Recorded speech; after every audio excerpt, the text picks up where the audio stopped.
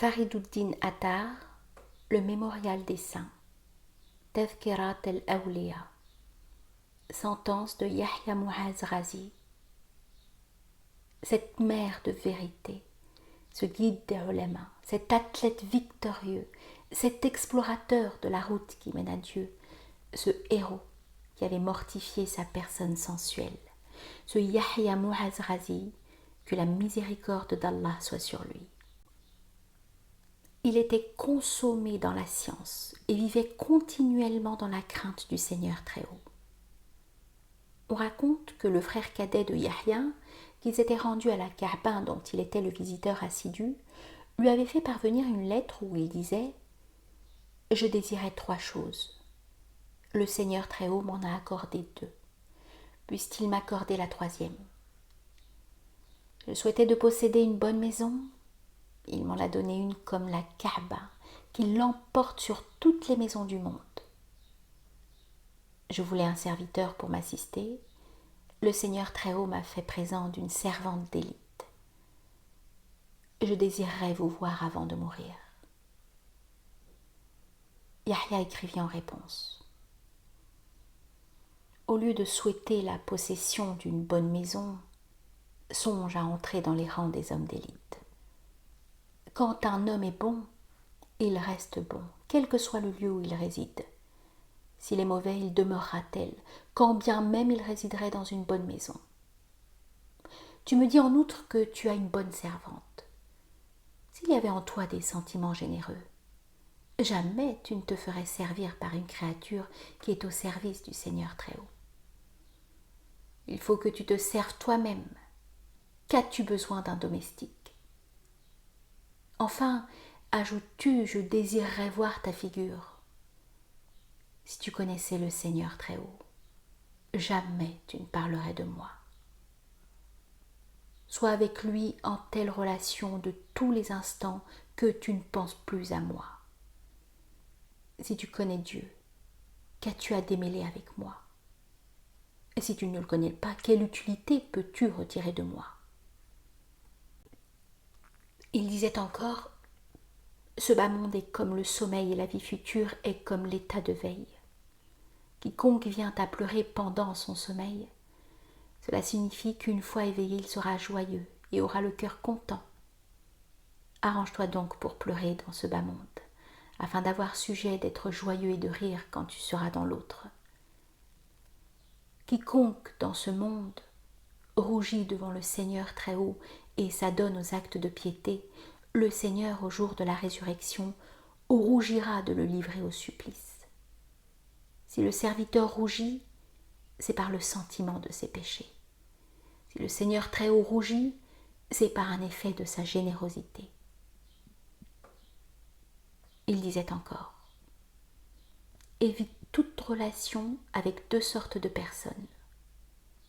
Un savant quand il est insouciant et un soufi quand il est ignorant. Celui d'entre vous en qui se trouveront ces 3 manières d'agir arrivera au rang des derviches, amis de Dieu. Regardez les riches avec l'œil de la bienveillance qui conseille et non avec l'œil de la cupidité envieuse. Regardez les femmes avec l'œil de l'indulgence et non pas avec celui de la convoitise. Regardez les derviches avec l'œil de l'humilité et non pas avec celui du dédain. Il disait encore, le vrai fidèle est celui qui, s'il ne procure pas davantage aux fidèles, ne leur cause pas non plus de tort. Que s'il n'est pas pour eux une cause de joie, n'en est pas non plus une de chagrin. Qui, s'il ne dit pas de bonnes paroles, n'en dit pas non plus de mauvaises.